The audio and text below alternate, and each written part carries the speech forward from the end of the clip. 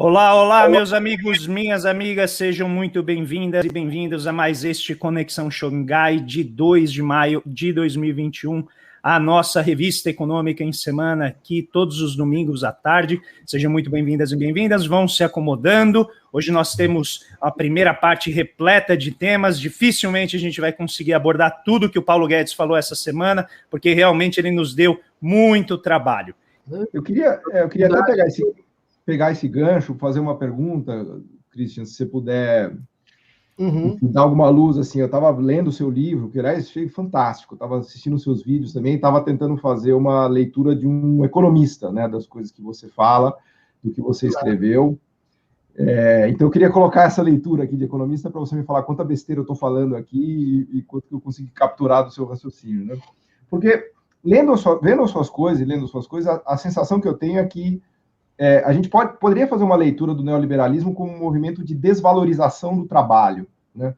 Quando você fala de redução da proteção do trabalho, e principalmente pela retirada do Estado, porque no final do dia, quando a gente fala de proteção do trabalho, quem protege é o Estado, contra o capital, se quiser, né? Porque tem uma assimetria gigantesca, capital-trabalho, né? Até lembrando ontem, né, do Dia do Trabalhador. Então, a leitura que eu estou fazendo é uma de desvalorização do trabalho, promovida, obviamente, pela proteção que é reduzida, né, como um movimento de enfraquecimento do Estado, né, que nos trouxe para cá. Ou seja, a gente poderia fazer uma leitura do neoliberalismo como uma leitura de desvalorização do trabalho a partir do enfraquecimento do Estado, porque é o Estado que protege o trabalho em relação ao capital, né? E nessa linha, Elias, né, e a pergunta que você fez de Ásia, eu faria uma leitura de valorização do trabalho no leste asiático, especialmente dos países que têm conseguido prosperar, né? Japão, certamente, é um deles, Taiwan, Coreia, Singapura, Vietnã. Então, eu enxergo... É engraçado, porque, assim, para um economista, o desenvolvimento econômico nada mais é do que a valorização do trabalho. Aliás, é quase tautológico, porque um país rico é um país que tem uma alta renda per capita. O que é uma renda per capita? É um trabalho que vale muito, né? Porque você pega um PIB, divide pela população e dá uma renda per capita elevada. Posso fazer um dado, Paulo, para você? Um dado? Pode, claro, por favor. É para fortalecer teu argumento. Por exemplo, um dos argumentos dos neoliberais, até dentro da esquerda tem muito isso, que é chamado fim do trabalho, né? E hoje, os relatórios da OIT, os últimos, que eu acabei lendo essa semana, demonstram o seguinte: 80% do trabalho nos países ricos são de trabalhadores assalariados, né? Ou seja, o trabalho ele continua sendo o fim do trabalho é um mito, vamos dizer assim, né? Enfim, é mais para fortalecer seu argumento. Mas o que eu achei fantástico, Cristian, é que assim, eu adoro temas de psicologia, né? Eu sou um leitor apaixonado de Freud, de Jung, mas meu ganha-pão, né? O leite das crianças é com economia, né? Mas eu achei fantástica essa conexão que você fez, que eu acho que é uma baita sacada, que é essa de que a desvalorização do trabalho que cria as patologias e as doenças da atualidade, porque o trabalho, ele não só ele é desvalorizado, como você convence o trabalhador que aquilo é ótimo, né? Então, quando você chega na uberização, nos iFoods da vida, no empreendedorismo, quer dizer, no fundo, é mais até do que uma gestão que você coloca, né? No fundo, é quase como se os coaches fossem os agentes de mostrar a desvalorização do trabalho como algo de extremo valor, por assim dizer, né?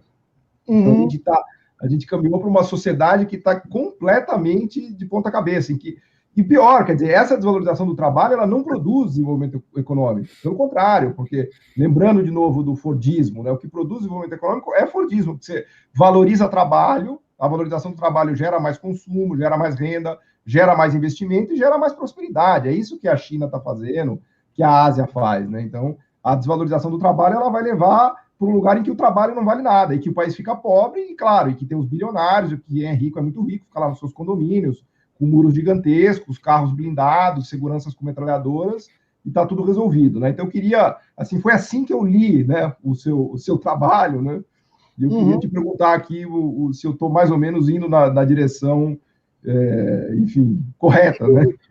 Totalmente correta, a leitura totalmente pertinente. Eu só acrescentaria que você está descrevendo uma desvalorização do trabalho que ela se fez acompanhar de uma acumulação flexível, né, como diz o Harvey, né, de uma financiarização das relações de produção. O que, vamos dizer assim, levou esse mote do faça o dinheiro trabalhar por você. Pense que você está mesmo do lado do 1% sempre, né? Isso, claro, processo dentro da economia, mas isso tem um correlato psicológico, né? Que é a produção das identidades como capital. Tá? Então, a maneira como a gente se constitui esteticamente, os gostos, as nossas experiências de consumo, de linguagem, né? Quer dizer, a nossa identidade, né, inclusive narcísica, ela passa a se contabilizar como se fosse valor trabalho, né? Isso, no caso, eu acho que da cultura brasileira, chegou numa montagem péssima e deu nessa ideia de que você é SA, legal, então agora você tem sua moto, sua bicicleta e você é um empreendedor, né? E você está precarizado, você está sendo triplamente explorado, mas por que isso acontece sem revolta? Porque, de certa maneira, havia uma estrutura ideológica dizendo assim, se a sua identidade é livre, tudo mais que você pode sofrer no trabalho pode ser assim esquecido ou minimizado, né? É porque você é dono dos seus meios de produção, você tem o seu baú e a sua bicicleta agora. Pois é. Tem um filósofo coreano que é bastante interessante, o Byung-Chul Han, que ele diz assim, esse processo ele é o equivalente da substituição de conflitos por problemas de intensificação ou desintensificação. Ou seja, não tem mais uma contradição de ninguém com ninguém nos agentes sociais. É toda uma questão de intensidade, né? de regulação de mais e de menos. Se você é pobre é porque a sua riqueza tem baixa intensidade, né? Tá certo. Exatamente. Você precisa o quê? Potencializar seus talentos, você precisa tirar para fora, vamos dizer assim, todo o seu capital humano, você precisa aumentar a sua empregabilidade, quer dizer, um discurso que é extremamente cativante, né? Você mencionou os coaches, e que faz parte desse nosso imbróglio, né? Quer dizer, é o declínio do trabalho, mas não é o vazio só, não é só o desalento, é uma outra coisa que é produzida no lugar. Ainda em relação a... Fala. Desculpa, é porque está alinhado a isso que você está comentando. Primeiro, assim, quando fala do neoliberalismo, cara, é interessante, porque no Brasil, né, uma boa parte de colunistas e economistas que tem espaço na grande imprensa, diga-se de passagem, quando nós falamos do neoliberalismo numa perspectiva crítica, nós somos fortemente atacados, né? E você usou a concepção do neoliberalismo para analisar efeitos para a sociedade, né? O professor Silvio de Almeida, recentemente, né, foi fortemente atacado porque ele fez críticas à ideia do neoliberalismo, ao ajuste fiscal, e muita gente que tem colunas em jornais relevantes no país, no Brasil, fizeram, né, várias críticas. Mas eu vejo que o neoliberalismo ele não é uma redução do Estado em si, ele é uma contra-reforma em que reorienta o Estado para atender aos outros interesses de classe, que não da sociedade. Então, é um processo de destruição da social-democracia, em que você redireciona o Estado para o rentismo, por exemplo, né? O setor financeiro passa a ganhar um espaço. E proteger os condomínios. Também, entende? Mas assim, o sistema financeiro, tanto é que o Chesney, vários, né, autores discutem essa lógica em que você submete sistematicamente, né, uma lógica sistêmica ao desenvolvimento do capitalismo à ordem financeira, né? E isso tem gerado constantes crises e o próprio Fundo Monetário Internacional reconhece isso. Mas quando a gente fala do neoliberalismo, a gente é fortemente atacado. Então, a primeira questão é, você também passa por esse ataque quando você usa o termo neoliberalismo para fazer uma análise, né, das pessoas. E o segundo ponto é, eu li uma entrevista sua sobre o lançamento do seu livro, Uma Biografia da Depressão, e eu achei muito interessante a associação que você faz, né, entre o neoliberalismo e a lógica da meritocracia, que é isso que você e o Paulo estavam discutindo. Porque, veja, do ponto de vista econômico, né, a gente tem um processo de transição entre a escola clássica, né, o Smith, o Ricardo, o Marx, que trabalhavam com o conceito de classe, e surge a escola marginalista, né, que tira o conceito de classe e incorpora o conceito de indivíduo. E isso tem um significado ideológico muito forte. Porque, veja, se todos os indivíduos têm os mesmos interesses, que é maximizar a sua utilidade, não tem por que ter conflito. Em uma sociedade que tende ao equilíbrio, né? E aí vem o conceito de equilíbrio que todo mundo tem sua oportunidade, basta você querer, que aí vem o princípio da meritocracia.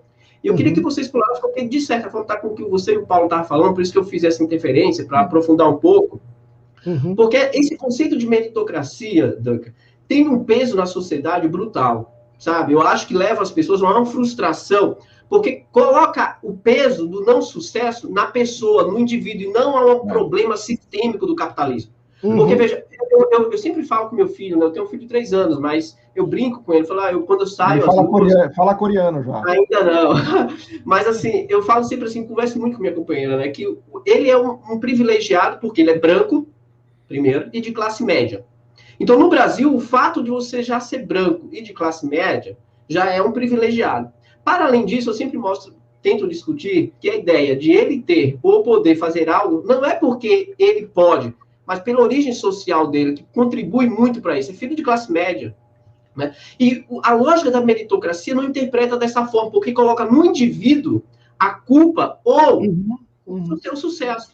E eu acho que isso tem um peso, por exemplo, de depressão nas pessoas, de frustração, em que eu queria ouvir um pouco de você sobre isso. Então, perfeito. Esse é um dos elementos que permite entender como, junto com as aplicações do neoliberalismo, a gente tem expansões, curva assimétrica de depressão e ansiedade. Inclusive do ponto de vista da invenção do conceito, reinvenção do conceito de depressão. Né?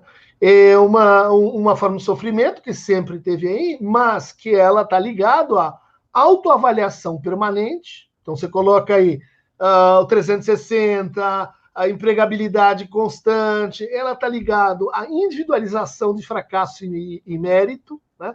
Então, tudo que me acontece diz respeito a exclusivamente eu. Isso quando dá errado, só fui demitido. Por quê? Não é porque a planta mudou, não é porque resolveram fazer uma bagunça aqui, não é porque estimularam uma concorrência predatória de um departamento com o outro, é porque você tem um problema. Né? Quer dizer, isso, vamos dizer assim, é absolutamente necessário para esse sistema funcionar. Né? A defesa da meritocracia, no fundo, é uma defesa interna àqueles que olham para a vida como se fossem uma empresa. Né? É um mecanismo, é a engrenagem central, né, Duncan? A meritocracia é a engrenagem central do sistema, né? Porque ela que vai explicar tudo. Né? Então, mas... Da narrativa, vai. Da narrativa. Se a gente for recuar lá no Adam Smith, no Tratado Moral, né, você vai encontrar lá ele defendendo o egoísmo. Né? O egoísmo é importante, o altruísmo, bom, por que não daria para generalizar? Você tem toda uma discussão lá muito fina para a época sobre o quê? Sobre a psicologia que vem junto com a economia. Tá? Isso está no Adam Smith. O próprio Stuart Mill, eu prometo que é a última vez que eu te interrompo, tá? Prometo, vou me conter. O próprio Stuart Mill, você pega a noção de liberdade do Stuart Mill, ela está associada a uma liberdade de oportunidade. Ele até se conecta com a Marx, se você quiser falar. Cara, não dá para você falar de liberdade se a pessoa não tiver oportunidade. A verdadeira liberdade é a oportunidade, e a oportunidade é garantida pelo Estado. E oportunidades iguais. Né? Isso, oportunidade de verdade. Liberalismo básico, Tocqueville, americano, vai dizer, liberdade só pode existir se tiver oportunidades iguais. Questão que no Brasil, vamos dizer assim, é simplesmente esquecida, né? Ou muito maltratada. Mas o ponto que eu queria chegar é, analisando esses caras, von Mises, Hayek, Gary Becker, o Friedman, todos eles têm uma psicologia. Tem uma psicologia. O von Mises chamava isso de praxeologia. Né? E tem lá os axiomas, os conceitos e tal. E a gente vai estudar o negócio está tudo errado. Está tudo errado. Mas, assim, Christian, pode continuar. Se você quiser continuar nesse tópico, vai lá. Equivocadas. Né? Mas, voltando à pergunta, né? Christian, continua. Pode acabar com a praxeologia aqui, se você quiser. Do neoliberalismo, etc. Eu digo, você conhece o neoliberalismo do ponto de vista em que ele não é só uma teoria econômica, ele é uma teoria psicológica, embutida, e uma versão moral da economia. E então, quando o pessoal, como Samuel Pessoa, escreve uma crônica dizendo a economia chegou num ponto em que só há uma teoria, e é a verdadeira. É essa. O cara quer fazer ciência. E o cara quer fazer, isso parece aquelas loucos lá kantianos da virada do século XIX. Olha, descobrimos Gente, tudo sobre o cérebro, só falta... Eu devia ter feito uma vinheta para o Christian, cara. Ô, Christian, você merece uma vinheta, eu não fiz. Isso aqui agora foi bomba de hidrogênio, isso aqui, foi fantástico. Mas eu queria levar um pouquinho a conversa para algo que está surgindo no chat, que acho que tem a ver com isso que você está colocando, que diz respeito ao que acontece com o sofrimento quando a gente sai do condomínio e começa a entrar nas comunidades. Então a gente vai para as comunidades periféricas, para as pessoas de baixa renda, e o pobre no Brasil nunca teve direito a ter depressão, nunca teve direito a ter doença psíquica. Em geral é tratado como preguiça, como falta de vontade. Moral. E algo... Você muda do psicológico para o moral. Exato. Exato. E aí por isso que o Brasil não cresce, e toda aquela ideia novamente do estilo corporativo de mensurar, aquela ideia da lógica do desempenho a todo momento. E eu queria que você refletisse um pouco com a gente, porque o Preto Zezé veio aqui há algumas semanas, e eu acho que essa discussão ajuda a iluminar várias correntes de transformação no país, do ponto de vista social e político. E ele usou uma imagem que eu achei muito rica, que ele disse o seguinte: você chega na comunidade, tá o cara no bar bebendo. Aí você chega para ele e fala, pô, mas você não trabalha? O cara fala, minha mulher me deixou, não consigo largar a bebida, eu tô aqui gastando toda a minha grana, não vejo mais meus filhos. Passa o pastor do lado dele e fala, falta Jesus no teu coração, meu amigo. Ele se sente parte de uma comunidade, ele se sente reconhecido, ele é colocado num lugar onde ele tem uma função, e aquilo se dele, torna... É o condomínio dele. Exatamente, ele cria uma outra, uma convivência que as pessoas de alta renda buscam em condomínios de alto padrão. E, de repente, isso se transforma num processo coletivo, que começa a ter efeitos do ponto de vista sistêmico, na política e assim por diante. Como que você desloca essa lógica do condomínio para quando ela vai para a sociedade, principalmente periférica? Legal você ter feito essa colocação, porque o livro ficou conhecido como um livro sobre condomínios, quando o argumento é de que existiria uma mesma estrutura que toca ao condomínio, mas também ao shopping center. Eles começam com a mesma empreiteira, a mesma coligação de proposta, enfim, é parte da mesma forma de vida. Mas crescimento exponencial de favelas, comunidades. Mesma época, Mesmos procedimentos. O Estado se demite, transfere isso para um gestor local, que é um síndico, depois vai lá e pune, achaca, formação de formas de sofrimento num lugar que tem muros simbólicos, do asfalto para a comunidade e para a prisão. A prisão é a quarta variante ou figura dessa lógica. O Brasil se tornou terceira população mundial em aprisionados. Isso segue, vamos dizer assim, uma mesma lógica.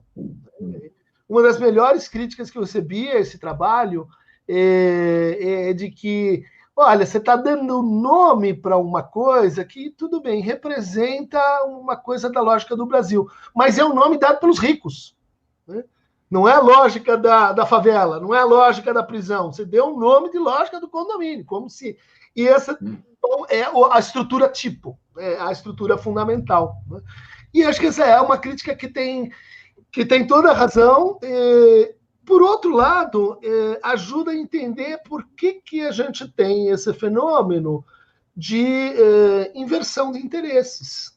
Quer dizer, de uma população que deveria e poderia se organizar de outra maneira, de forma mais comunitária mesmo, mas que pensa a partir da lógica de condomínio, que pensa e incorpora uma religiosidade, por exemplo, instrumental, como o neopentecostalismo de resultados.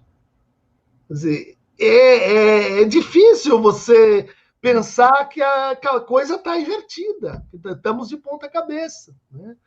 O diagnóstico crítico, ele, vamos dizer assim, teria que cruzar essa associação que eu acho ainda formativa para essa estrutura, que é entre o público e o estatal, e entre o privado e a empresa. Eu acho que isso é uma diferença quando a gente fala Ocidente e Oriente. A gente ainda pensa que o trabalho em rap é uma salvação, assim como a religiosidade de resultado, porque eu só consigo pensar o Estado para lá e isso tem que ver com a coisa pública. O que não é público tem estrutura de empresa e pronto, toca o pau. Não tem lugar para o comum, né? Não tem lugar para, escuta, coisas que são de interesse público, mas que tem a ver com o privado, tem a ver com as pessoas, com o não estatal, se a gente quiser. Né? Eu estava lendo essa semana, Christian, que nos países que eu brinco aqui com o Elias, dentro dos meus conceitos, que as sociedades como China, Coreia, elas são mais corporatizadas. Né? Então, elas têm uma adesão maior àquilo que é o coletivo como objetivo final, né? E não necessariamente atender a algum interesse pessoal, individual. E aí, essa semana, saiu uma discussão num blog que chama Developing Economics, é um pessoal focado em desenvolvimento, em trabalhar questões que geralmente a corrente central não quer analisar, que é a questão da economia dos cuidados.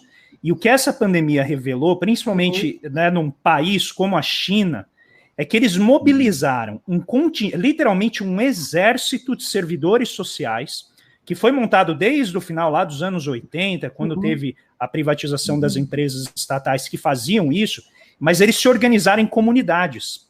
Né? Então a comunidade tinha uma infraestrutura que pegava a pessoa do aeroporto, levava até em casa, ia constantemente fazer compra para as pessoas que estavam isoladas e assim por diante. E a gente vê que quando você vem para o Ocidente, essa ideia de uma comunidade forte, estruturada, capaz de responder a crises nessa rapidez como eles fizeram, é absolutamente impensável. E isso acabou aparecendo muito na manifestação, eu não sei se você conhece o livro, Mortes por Desesperança, Deaths of Despair, do Angus Deaton e da Anne Case. Ele é um prêmio Nobel, né, de economia, e eles estão mostrando isso, que a falta desse elemento do cimento social, né, que eles chamam de capital social, acho o nome terrível, né, e vai exatamente na linha do que você está criticando, né, de dar o nome de capital social, isso estaria por trás, inclusive, de um aumento dessas mortes por desesperança. Né? Então, eu acho que isso ajuda a gente a colocar também mais elemento nessa discussão na diferença do Oriente e do Ocidente. Como que você vê que a gente poderia avançar nesse aspecto aqui no Ocidente, nessa da economia dos cuidados, que eu acho um nome perfeito para o que a gente precisa avançar? Cuidado é uma palavra interessante, ela tem uma valência assim, de resistência, né? E que permite também a gente se deslocar da política hegemônica hoje em saúde mental, né? Que é uma política assim, da intervenção e da modulação de paisagem mental, né? Então química, ou então a paisagem da realidade artificial próxima e privada, que é o condomínio, é a sua casa, é o seu lar, é o mundo no tamanho da sua mão. Né? Eu acho que a saída passa pelo comum. Né? E o comum ele é também um princípio de cuidado, proteção e, vamos dizer assim, resiliência, até onde a gente pode usar essa palavra, psíquico. Né? O sentimento de luta de todos contra todos, a hipótese, que foi, no meu entender, foi hipótese eleitoral vencedora. Não foi Bolsonaro, foi hipótese de que o outro é um sacana, de que o outro é um corrupto, e seja lá quem for o outro. Né? Quer dizer, essa generalização, ela justifica que eu seja também, minha educação depende da sua. Essa generalização depende de fake news, derrogação de qualquer tipo de autoridade, derrogação de qualquer tipo de mediação. Né? Acho que o princípio do comum é um retorno, e do cuidado, é um retorno à ideia de que é possível reconstituir formas de vida com mais mediação. E aí, nesse sentido, eu tenho uma pergunta para vocês. Vamos lá. Agora eu vou até sentar melhor. Vou sentar melhor na cadeira. Paulo, pega os livros, Paulo. Pega os livros ali atrás. O Paulo, ele tem muita cola ali, Christian, que nem você aí, ó. Um monte de livro atrás. Então, porque a gente está falando bastante de neoliberalismo, mas vocês concordariam que fenômenos como Trump, Bolsonaro, o Erdogan, o turco, são fenômenos de crise do neoliberalismo? São fenômenos... Não só concordo, eu queria perguntar para você isso. Você vai perguntar para mim? Agora, ô Paulo, seria o momento. Vamos para os comerciais, né? Aí a gente reflete. Eu posso comentar. Vai lá, Elias. Pergunta. 2008, quando a bolha imobiliária americana surgiu e tal, você tinha todo o consenso de Washington há anos dizendo, então deixa quebrar. E eles foram lá, intervieram os bancos, salvaram os bancos. Não acabou ali o neoliberalismo? Sim.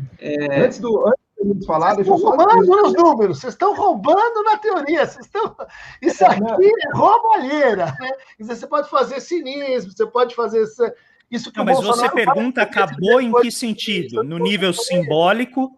Mas você está perguntando no nível simbólico ou no nível concreto? No nível simbólico, como é que é mais real do que aquilo que eles... eu sei. Mas... melhor. O simbólico é mais real do que o próprio real, só para não passar... Mas só para efeito de análise, só para a gente saber no que focar. Não, mas, então eu ia fazer... O que daria para datar? No fundo, daria para datar assim, o neoliberalismo enquanto um programa de expansão confiante de si, políticas de austeridade, é isso mesmo, ele chega numa derrocada, ele chega numa autocontradição, que você pode não querer ver, mas é datável. 2008. O resto é tentar fazer malabarismo para esconder a nágua que está aparecendo. Christian, eu ia fazer essa pergunta para você, mas como você perguntou para mim, a gente está num mato sem cachorro. Então nós vamos perguntar para o Elias vai responder para a gente. Mas antes disso, eu queria primeiro concordar 100% com o que você falou, mas eu queria acrescentar 2 outros golpes, a meu ver, fatais no neoliberalismo, que foram a ascensão da China, porque, na minha concepção, a crise de 2008, a força da China é da equivalência da crise de 2008 para os Estados Unidos, né? E o terceiro, que é o próprio Covid, a pandemia. Até tenho brincado aqui que são os 3 cavaleiros do apocalipse do neoliberalismo, que é a crise de 2008, a China e a pandemia. Então, a meu ver, esses 3... vão, assim, não sei se o neoliberalismo vai morrer, mas foi desferido um golpe quase fatal, eu diria, e eu acho que o Biden é uma reação bastante concreta e contundente a esses 3 cavaleiros do apocalipse. Agora, eu não sei te dizer também, e ainda bem que a gente tem o Elias aqui, porque o Elias vai nos dizer se o neoliberalismo acabou ou não acabou, mas eu não estou falando sacanagem não, porque ele tem uma leitura bastante crítica do Biden, porque a pergunta que eu ia te fazer é até que ponto você enxerga o Biden como uma resposta à desvalorização do trabalho, vamos dizer assim, a crise do neoliberalismo nos Estados Unidos. Lembra que o Biden pôs o retrato do Roosevelt no Salão Oval, ele botou um sindicalista poderoso no coração do governo dele, né? Não, enfim, então... o homem do Amtrax, né? O cara nos trens, é o cara que é um retorno social, algum tipo de social-democracia, né? Pré-neoliberal, está falando em fortalecer sindicatos, né? E detonando Wall Street, né? Num argumento claro. Assim. Mas vamos lá, Elias. Está morto, mas ele está... Tem o Elias aqui, Cristian. Vai lá, Elias. Eu tenho várias leituras...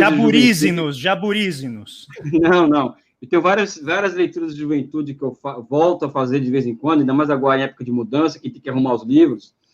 E um autor que eu li muito na minha juventude foi o George Dimitrov. Dimitrov, ele foi presidente da Terceira Internacional, e ele foi o primeiro presidente da República Popular da Bulgária, e ele foi um dos condenados no incêndio do Reichstag, né? Que foi aquela armação toda que todo mundo conhece. E durante o julgamento dele, o juiz perguntou para ele o que ele achava do nazismo. Ele falou, olha, o nazismo é um fenômeno cíclico do capitalismo, e eu vou além. Esse fenômeno aqui na Alemanha está longe de ser o último, que a próxima vaga fascista vai vir do outro lado do Atlântico. E isso na final da década de 30 ele disse isso. Não é? Então, eu acredito que o neoliberalismo, eu não vejo a menor dificuldade em relacionar neoliberalismo com fascismo, porque são são dois elementos, são duas faces da mesma moeda, e eu digo mais, na década de 90, quando começou essa questão dos direitos humanos, os americanos fazerem intervenções humanitárias pelo mundo, aquela coisa toda, Somália, Iugoslávia, Kosovo, houveram 17 intervenções armadas americanas entre 45 e 91, né? Ou seja, 17 intervenções fora dos Estados Unidos. De 91 para cá, esse número aumentou em 5 vezes. Ou seja, existe, eu acredito, Cristian, uma ditadura militar global exercida pelos Estados Unidos, e que isso reverbera, vamos dizer assim, para os sistemas econômicos, né? Ou seja, vocês da periferia vão ter que ter esse regime econômico, a partir de agora, né? E por aí vai. Né? Então, eu acho que... Mas os Estados Unidos... O neoliberalismo, eu acho o seguinte, o neoliberalismo é o capitalismo, entendeu? Sim. Esse é o momento preciso do capitalismo. É o capitalismo e o fascismo, é onde o capitalismo pode chegar, inclusive. Quando as pessoas vão para Nuremberg, eu conheço lá, não é ver, nossa, coitado dos judeus, evidente que foi coitado, evidente, houve um holocausto judeu. Mas aquilo tem uma demonstração de onde o capitalismo pode chegar, sabe? Isso aqui é o capitalismo, né? Eu não sei se eu respondi a sua questão, mas é basicamente isso que eu trago. Mas aí acabar monopolizando e ter mais gente que eu vou falar aí, que é sobre equilíbrio. Eu quero falar sobre isso depois. Ele vai voltar, o desgraçado. Deixa eu colocar. Cristian, eu particularmente, eu não sou tão otimista assim. Por isso que eu perguntei, talvez de uma maneira imprecisa, se era o simbólico ou concreto. Porque uma coisa é o plano do discurso, você dizer que você precisa resgatar valores comunitários, que você precisa fortalecer sindicatos, e outra coisa é o outro lado responder e, principalmente, conseguir fazer. Então, o Biden está nos primeiros 100 dias de governo, então, no plano do discurso, ele está animando muito, ele tem maioria no Congresso, ele consegue fazer. Agora, a gente vai ver se o nível e a profundidade das mudanças que ele quer fazer não vão começar a atiçar o neoliberalismo que tem dentro do Partido Democrata, que, como nós sabemos, nos Estados Unidos, a democracia é $1, um voto. Então, ainda a mesma estrutura que financia republicanos também financia democratas. A gente não pode ter nenhuma ilusão, né, quanto aos democratas serem bonzinhos. Eles têm uma agenda reformista que vai mais na direção da coletividade, mas a gente sabe que os interesses ali por trás são muito fortes. E o Elias coloca muito bem a questão geopolítica que todo mundo sabe governa efetivamente a política nacional norte-americana. Então eu vejo com bons olhos a repartição da riqueza que o Biden está tentando fazer. Mas a minha dúvida é se essa repartição da riqueza não seria uma forma de você acomodar os ânimos no momento de inflamação do modelo neoliberal puro, que os Estados Unidos estavam vivendo, e você consegue encontrar o que seria uma terceira via negociada. Mas todos esses pontos que você está levantando aqui, na minha visão, não vão sumir. A questão do modo corporativo de regular a vida, de regular o prazer, de regular a percepção de existência pessoal que eles têm lá. Eu não vejo isso mudando no médio prazo. Talvez a mudança simbólica, com o tempo, se traduz em mudanças, né, efetivas, mas eu, nesse ponto, sou, né, mais pessimista. Não, concordo contigo, não era nesse sentido de que vamos superar o capitalismo, mas uma zona de transição antes de vir uma forma provavelmente pior. Né? Nessa zona de transição volta o fascismo, volta, sei lá, eventualmente outras alternativas que a gente pode pegar com lupa, né? Dizer, opa, interessante, né? Porque aparece no ponto de mudança, né? Sim. Wallace, você tem um pitaco aí para dar? Não, eu queria fazer uma outra reflexão. Eu vi uma entrevista do Dunker lá no Brasil, de fato, eu acho, eu já estava lendo ontem, acho que foi ontem que eu li, estava lendo algumas entrevistas suas, que tem uma que você fala sobre, tem uma questão seguinte, ele fala assim, olha, sobreviver num momento como este agora não é pouca coisa, né? E aí vem uma questão que a questão do ninguém tem vida plena, feliz, como sempre vai ter dificuldades. E são momentos de você tirar aprendizado, aprender com alguma coisa, né? Só que na pandemia agora, o sofrimento ele é diferenciado também, né? Vários indicadores já mostraram que, por exemplo, pessoas pobres, né, estão morrendo mais do que pessoas de classe média, né? Por outro ponto, a taxa de desalento, né, que são pessoas que desistiram de procurar emprego, ela aumentou de forma brutal, né, de 1,8 está em 5,6, ou seja, são pessoas que não têm mais esperança nenhuma. Eu estou citando isso porque, assim, eu lembro, cara, uma vez eu assisti, quando eu assisti Filadélfia, né, com Tom Hanks, tem muito tempo, tem uma frase que ficou marcada muito na minha vida, assim, né, que ele fala assim, olha, a morte social antecede a morte física, né, porque a exclusão, a dor, o sofrimento, muitas vezes, a pessoa está morta socialmente, e a física é um passo ali, né? Então, eu queria fazer que você fizesse uma reflexão sobre essa conjuntura, como que ela é difícil, mas não, difícil, e é difícil de forma diferenciada, porque, veja, eu sou professor, nós aqui somos classe média, a gente recebe nossos salários, a gente tem como ficar isolado e sobrevivemos, né? Mas uma boa parte da população, e eu falo uma boa parte, eu não sei porque, mas uma grande parte, ela é muito mais vulnerável. E a reforma trabalhista intensificou muito essa vulnerabilidade social, porque não tem proteção social. E aí você pega a lógica do que está sendo, a forma como sendo conduzido economicamente o Brasil, com o discurso de mais reformas para tirar mais ainda a proteção do Estado à sociedade, né? É óbvio que isso afeta profundamente. Nós não temos dados ainda, mas eu acredito que o suicídio deve ter aumentado muito com essa crise, né? Então, eu queria que você fizesse uma abordagem sobre essa questão de, num cenário como esse, a gente pode tirar coisas boas, mas, ao mesmo tempo, a diferença social, ela é brutal nesse sentido. Sim. Sim, eu acho que essa é uma questão que está entrando na pauta, talvez a gente vá precisar conjugá-la com esse processo que eu brinco, né, mas que eu acredito seriamente, que é a vacina que o Brasil está precisando, ela já está sendo feita, né, e aos poucos está em elaboração, mas é a vacina de Nuremberg. Né? Uma coisa são opções políticas, né? Outra coisa é assassinato. Né? O Reich ele tinha uma apreciação muito interessante sobre a emergência dos fascismos europeus. Ele dizia assim, esse tipo de discurso e de prática, ele depende de uma subvalorização da vida. Né?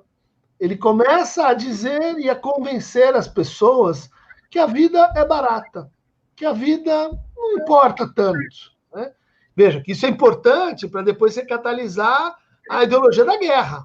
Né? Então, eu individualmente valho pouco, em conjunto, em massa, talvez, posso transferir o sentido da minha irrelevância ou da minha incerteza sobre o sentido da vida para uma gloriosa ideia que me representa, que eu posso me realizar através dela. Né? O que a gente está passando com a Covid, no caso Brasil, ele envolve uma necropolítica, acho que sem paralelo. Né? A gente não dá nem para comparar com a Índia, não dá para comparar com os Estados Unidos, porque em nenhum outro lugar a gente teve, de fato, com política de Estado, isso é uma gripezinha, vai passar, isso e mais, né? A recusa, isso vai vir aí de forma circunstanciada, a recusa a responder à oferta internacional de vacinas. Eu ouvi isso, sim, com os olhos que a terra há de comer. Brasil, vocês querem 50 milhões de doses, vocês têm que responder até sexta-feira. Não respondemos. Eram 70. Não, essa é outra história. Da outra. Pfizer. Outra antes da Pfizer. Foi. Ou seja, é um estado de coisas que vai vir à luz, né, em que você teve uma antipolítica, né, no fundo, a desvalorização da vida, ela concorre para essa ideia de que a gente vai superar a política, porque a política tem que ver com esta vida tal como a gente a conhece. Né? Mas, indo direto à tua pergunta, né, o sofrimento, ele coloca, quando ele chega em estados mais agudos, né, uma alternativa radical e uma consequência muito importante. Né? E essa alternativa é desisto ou eu vou em frente. Né? Vamos ler Primo Levi. Né? Chega uma hora que a pessoa, psiquicamente, ela entra em definhamento, porque é um processo de demissão subjetiva. Ela fala, tô fora do jogo. E isso expõe ela ao pior, porque aí sim se expõe a perigo, a risco, leva outros consigo, né? Mas, do outro lado, isso faz com que aqueles que vão em frente adquiram um certo sentido de escolha nisso, né? Um certo sentido de sobrevivência que mais adiante pode gerar o que a gente chama de um espírito de reconstrução, né? Um espírito de, olha, aconteceu aqui o pior, aconteceu aqui, e China, Japão e o Oriente têm uma consciência muito clara dessas experiências massivas de derrota, destruídos, né? De destruição em massa, de, olha, acabou, nós perdemos mesmo, e tem que reconstruir. Isso o Brasil nunca teve. O Brasil nunca teve um momento que ele olhou para si e disse, isso aqui são ruínas. E isso é verdade. Quando a gente vai reconstruir, quem sobrar vai reconstruir, quem ficar vai para contar a história vai ter que reconstruir, ou não tem outro caminho. Quando eu fui a Seul, só confirmando o que você está falando a primeira vez, e eu conversando com as pessoas, eles me falaram justamente esse sentimento de superação, né? Que eles construíram historicamente, eles sofreram colonização, né? Lutaram contra a colonização, e todas as crises que eles passaram, e particularmente a Guerra da Coreia e a ocupação japonesa, criaram um sentimento de superação muito forte. E eles têm esse sentimento de superação, né? De superar todas as dificuldades. E também tem um processo de disciplina muito forte. Na Coreia do Sul tem um ponto que é complexo, que é o elevado número de suicídio. A Coreia do Sul é o quarto país do mundo com o maior número de suicídio, e isso é um tema extremamente delicado para os sul-coreanos. Mas esse sentimento de superação que você está citando, eu acho que é um diferencial muito grande dos asiáticos, sabe? Eu acho isso muito forte. E que ele é diferente da superação do self-made man, né? Porque ela não é agora eu vou alcançar o sucesso. Ele é o pagamento de uma dívida simbólica. Ele é parte do teu luto. Quer dizer, o que eu vou fazer com aqueles que ficaram para trás, né? Não, vamos em frente e esquece. Não é assim. Eu estou falando de outra coisa. Estou falando de ajuste de contas que o Brasil sistematicamente finge e tenta colocar para frente, nunca faz com o seu passado. Escravista, ditadura militar, a gente nunca sai de uma dessas com, bicho, caiu a casa, vamos ter que reconstruir e tem uma dívida para pagar. E não é com a FMI. Ô, Christian, eu queria te pedir para contar uma história que eu achei muito legal que você faz no livro sobre o mal-estar, sintoma e sofrimento, que é a relação entre o filme Alphaville, o aparecimento do condomínio e também o 1984 e este sucesso da televisão, né, que é o BBB. E eu achei muito legal a relação que você faz. Acho que seria legal para quem está nos acompanhando, né, que você contasse essas relações para que as pessoas tenham noção, muitas vezes, de como a gente se desencaminha e não percebe. Sim. Isso é Brasil. Sessão, assim, slides sobre isso é Brasil, né? Em 66, o Jean-Luc Godard faz um filme que se tornou paradigmático para a Nouvelle Vague, que é Alphaville, né? E esse filme é inspirado no 1984, e é assim, uma Paris com muros, né? Mas onde tudo funciona.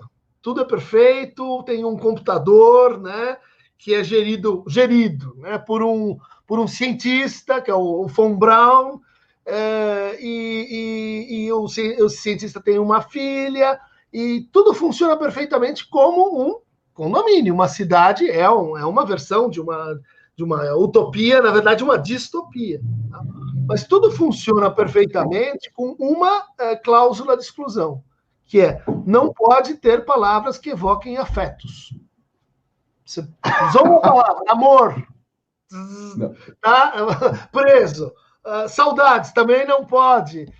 Medo não pode. Só não pode ter emoção. Né? Então é uma sociedade robotizada, onde tudo, enfim, funciona, mas a gente perdeu algo do humano. E aí tem um assassinato, chamam um detetive, né, o Lemmy Cauchy, e ele vai investigando, e ele vai contra-atacando, né, o von Braun com Nietzsche, Borges, Brevet, Paul Éluard, e a máquina vai ficando assim, vai sendo destruída pela poesia, né? Enfim, o Godard, anos 60 e tal, e daí ela fica com a mocinha e tudo, mas o filme é uma distopia, foi um sucesso, né? Acho que ganhou Cannes e tal, parodiando, ironizando que você tem pessoas alfa, você tem pessoas beta, você tem pessoas gama, e a vida e a sociedade perfeita é assim.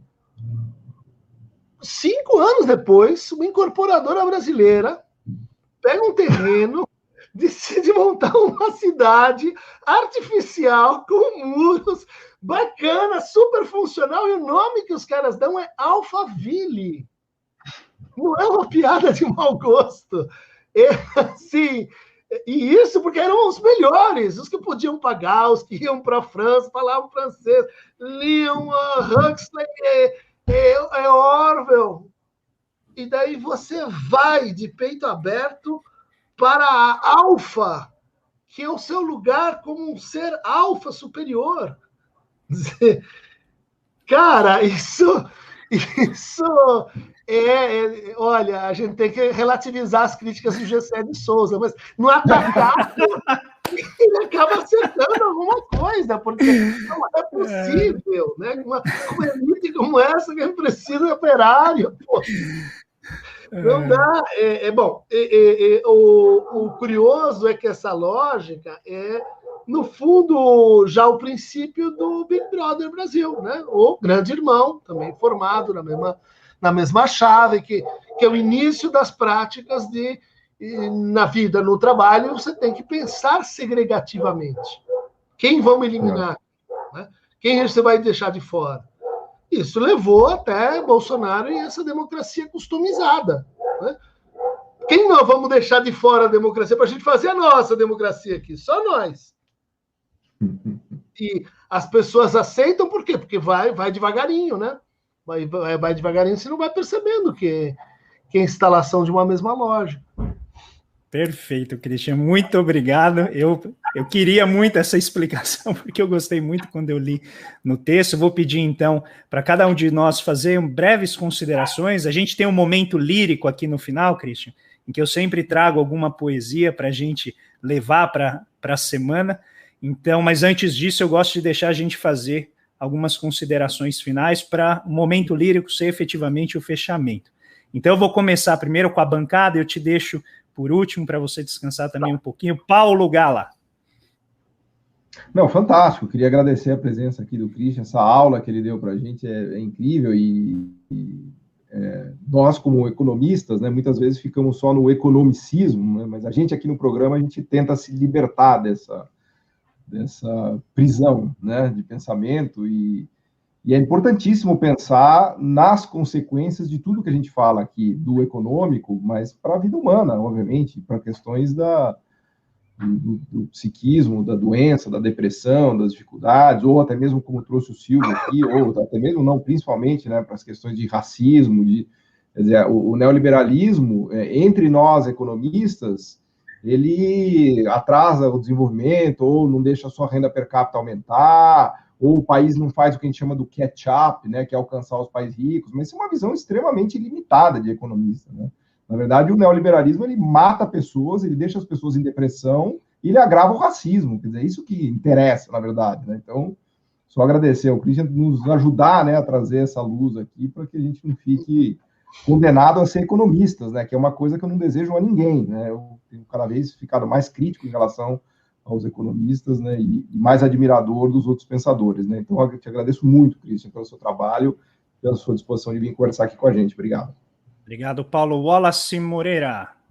Cara, assim, toda vez que a gente tem um convidado externo, eu acho que é uma live muito superior por tudo aquilo que a gente incorpora de aprendizado, né? É porque a gente é economista, né? É isso que eu tô falando. Então, principalmente quando não é da área de economia, Paulo, como você falou, sabe? Quando é da área de economia, né? Tudo bem, cara. Mas a gente brinca, Doug, que aqui um dos grandes males do Brasil é ter muito economista, entendeu? O Brasil precisaria diminuir o número de economistas, cara, porque economista é um problema.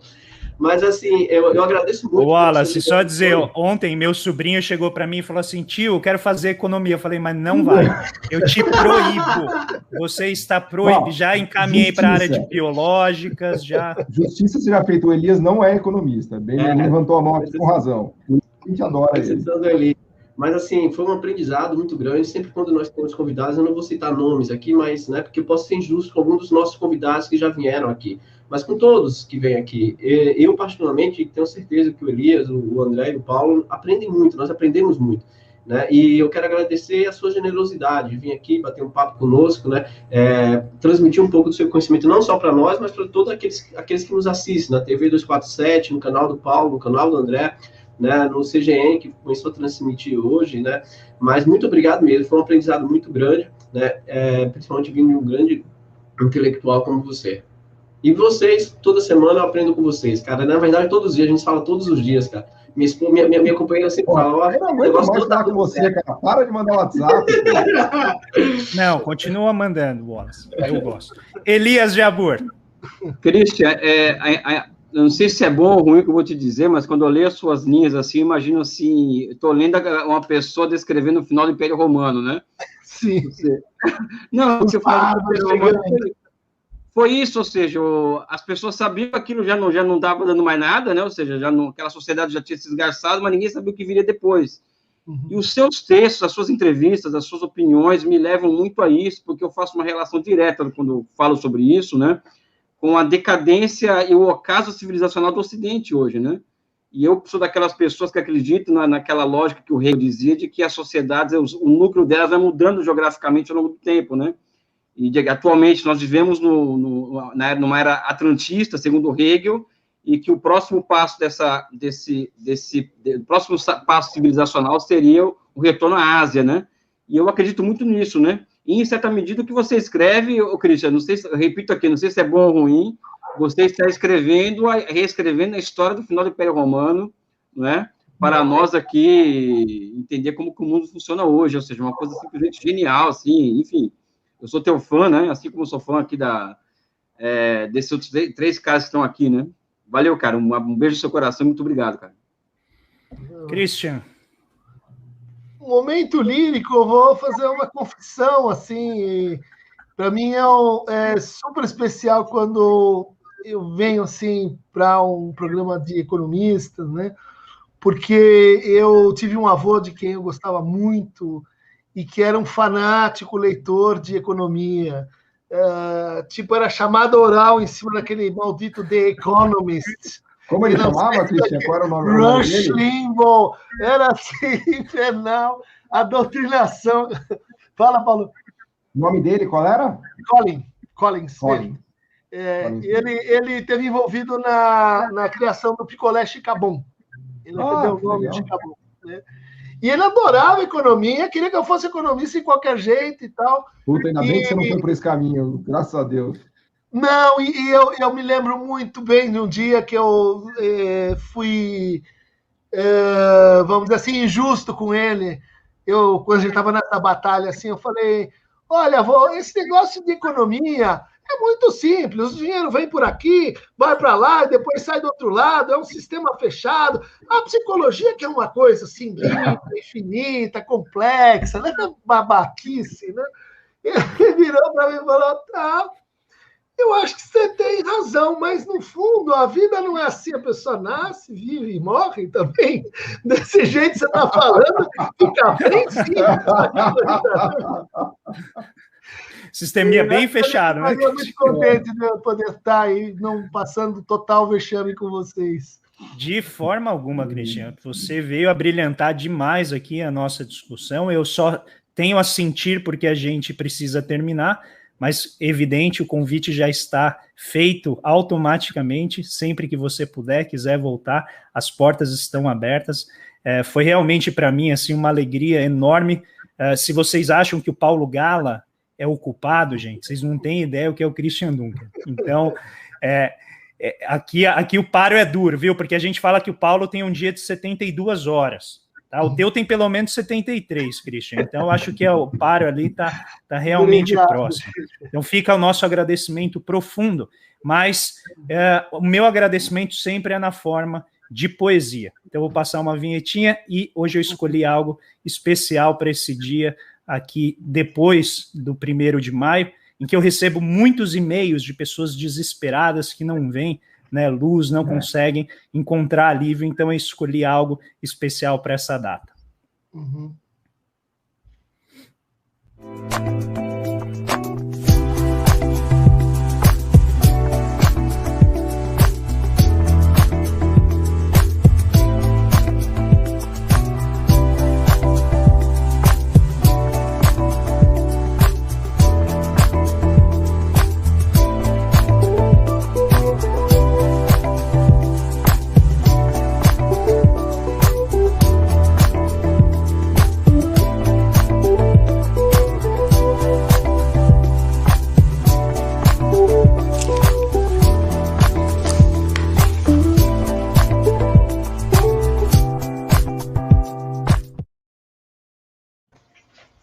Bom, para nosso momento lírico de hoje, deixa eu fechar aqui o microfone do Elias, eu escolhi uma poesia do Drummond, que se chama Noite Dissolve os Homens, vem do livro O Sentimento do Mundo, e muitas pessoas me escrevem perguntando, pô, André, por que você põe poesia? Né? E eu sempre respondo porque é importante, mas agora eu vou trazer o Drummond para ele responder. Ele dizia que a poesia resiste à falsa ordem, que é, a rigor, barbárie e caos, esta coleção de objetos de não amor. E ele escreveu essa poesia como algo que representa um pouco aquilo que a gente sempre passa toda semana, que é a sensação de que isso não vai passar. Então diz, a noite dissolve os homens. A noite desceu, que noite! Já não enxergo meus irmãos, e nem tampouco os rumores que outrora me perturbavam. A noite desceu, nas casas, nas ruas onde se combate, nos campos desfalecidos, a noite espalhou o medo e a total incompreensão. A noite caiu, tremenda, sem esperança. Os suspiros acusam a presença negra que paralisa os guerreiros. E o amor não abre caminho na noite. A noite é mortal, completa, sem reticências. A noite dissolve os homens. Diz que é inútil sofrer. A noite dissolve as pátrias.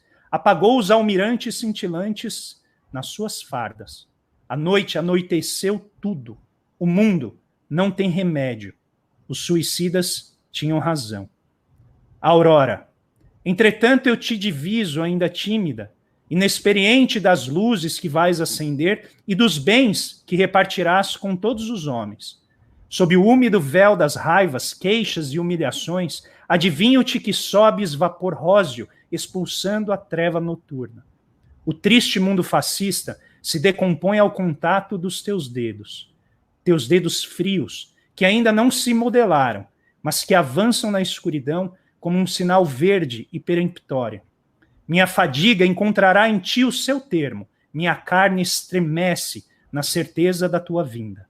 O suor é um óleo suave, as mãos dos sobreviventes se enlaçam, os corpos hirtos adquirem uma fluidez, uma inocência, um perdão simples e macio. Havemos de amanhecer.